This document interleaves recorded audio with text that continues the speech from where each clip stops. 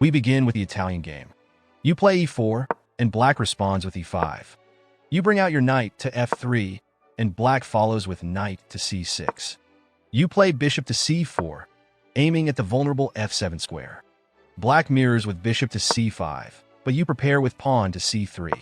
They play knight to f6, and you push d4. When black retreats their bishop to b6, you capture on e5. If black takes with their knight on e4, you spring the trap with queen to d5. They're already in deep trouble as you are threatening a mate and a capture of black knight at the same time. If black tries to counter this with bishop f2 check, you just slide back and then capture the knight on the next move. In the Philidor defense, you start with e4, e5, and knight to f3. Black responds with pawn to d6. You push d4, and black plays knight to d7. You develop your bishop to c4, and if black plays bishop to e7, you capture on e5. When black takes back, you go queen to d5, a simple yet effective trap that leaves black in a difficult position. Only way to stop this is knight to h6, which you take with your bishop right away, and black can't take back because of the mate.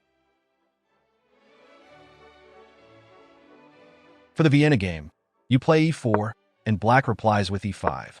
Instead of knight to f3, you play knight to c3.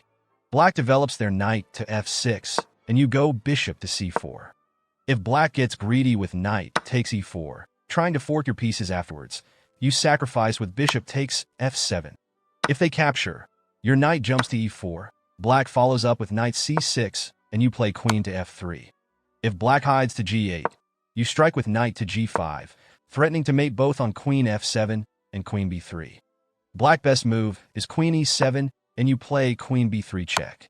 And if black finds this only sequence to survive, you will still be up a lot of material. In the aggressive Sicilian defense, you start with e4, and black responds with c5. You play knight to f3, and black pushes d6. You continue with d4, and after the exchange, you recapture with your knight. Black develops their knight to f6, and you bring your knight to c3. They, for example, fianchetto with g6. You respond with bishop to e3, but the mistake comes if black wants to take your bishop with knight to g4. You set the trap with the bishop to b5 checking. Black blocks with bishop to d7, and you snap off the knight on g4 with your queen. You've won material and have a strong position.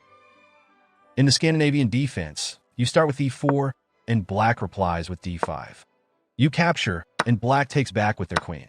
You bring out your knight to c3, forcing the queen back to d8.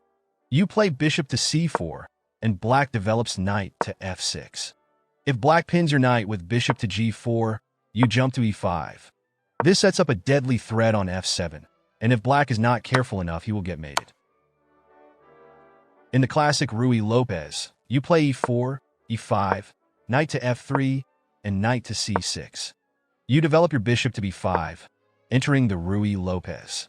Black responds with knight to f6, and you castle. If black captures on e4, you play rook to e1, attacking their knight. When they try to defend with d5, you strike back with knight takes e5, winning a pawn, pinning almost everything you can. Best move for black is bishop e6, but still you trade knights and win a rook afterwards. Black will play the Petrov defense, which comes from e4, e5, knight f3, knight f6. You continue with the classical variation and take on e5. Black will mirror this, and after that you strike with queen to e2. If black doesn't know the line, he will defend with d5, which is a mistake. You play d3, and another blunder for black is to come back with the knight. This opens up the e-file. You play knight to c6, and black will lose their queen. Finally, the Scotch game. You start with e4, e5, knight to f3, and knight to c6. You push d4, and black captures. You recapture with your knight, and black develops bishop to c5. You play bishop to e3, and the blunder is if black wants to attack you pawn and plays knight to f6. You take the knight on c6 after a quick trade of queens. You capture on c5.